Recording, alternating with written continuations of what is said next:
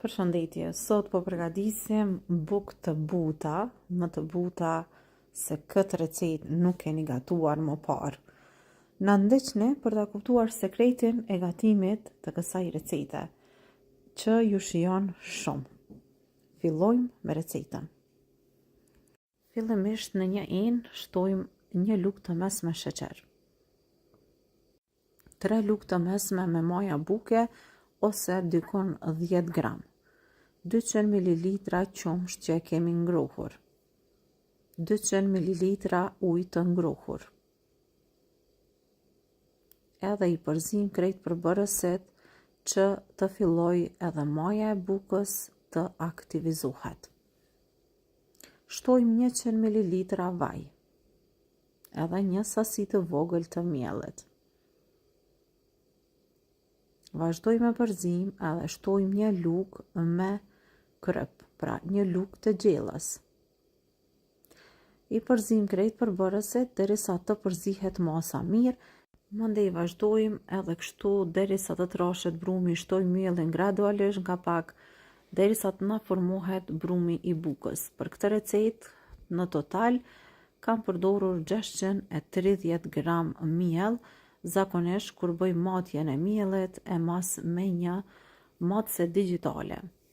Pasi e kena formu brumin, tash do ta spërkasim me pak vaj edhe do ta la kështu brumi që të dyfishohet. Për së paku 45 minuta ose 1 orë, varet nga ambienti ku ju do ta leni pra me u dyfishu. Pasi që brumi ka pushu edhe a dyfishu kështu, vazhdojmë edhe përgatisim bukën. Thash është recetë e bukës që përgatites shumë kollaj, por që bëhet tepër e butë edhe e mirë. Ja vlen me provu këtë recetë. Vazhdojmë brumin e ndajmë në pjesë të vogla. Dhe kështu nga këto pjesë do të formojmë kuleçet e vegjël. Gjithsej brumin e kam ndarë në 12 kuleç të vegjël.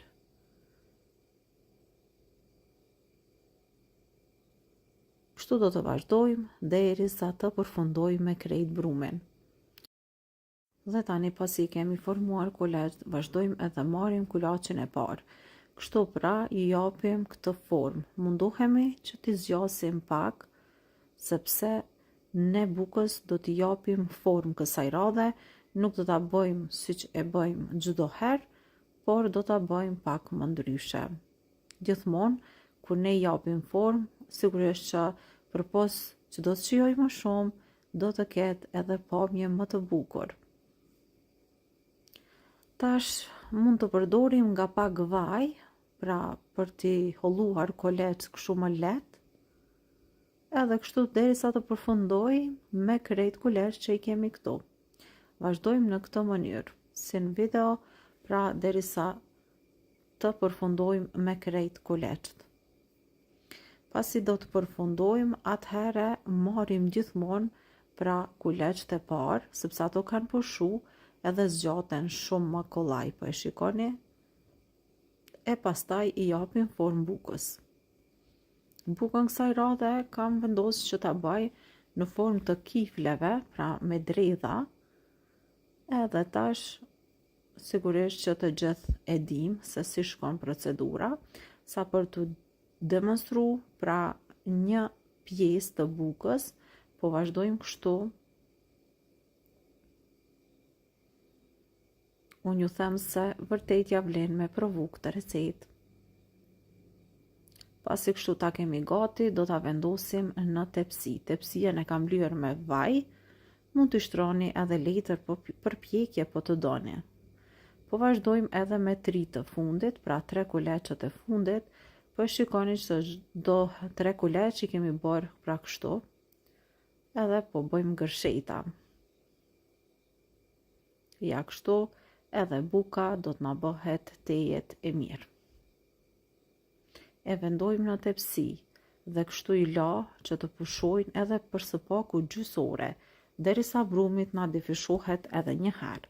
Dhe pasi që brumi është dyfishu për 30 minuta, marrim një të kuq të ves edhe i lyejmë mbi bukën.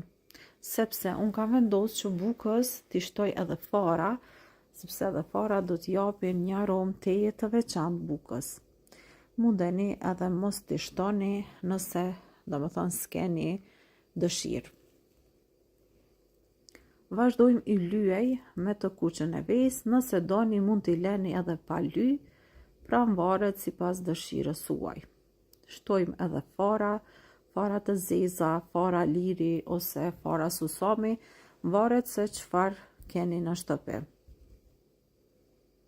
Furrën e shporetit e kam ngrohur në temperaturë 190 gradë. Edhe kështu bukën kam e shti me pjek në 190 gradë për afërsisht për 14-15 minuta, tash varet nga furra se si pjek. Pasi që janë pjekur, edhe janë gati, i kam mbulu, i kam lënë të mbuluara për 5 minuta, edhe pastaj janë gati për me i provu. Bëhen shumë të buta, të mira, edhe ju shijojnë shumë. Unë ju them se krejt shtëpia është mbush me aromë të bukës, një aromë tepër e mirë. Pra ma të buta nuk di qysh kanë me u bë. Është receta ideale për të gjithë ju nëse doni me provu recetën. Nëse e përgatesni, na shkruani në koment. Kjo ishte receta që kishim përgatitur për sot. Nëse do ta provoni recetën, ju boft mirë. Mirëmbëjtje deri në recetën tjetër të radhës.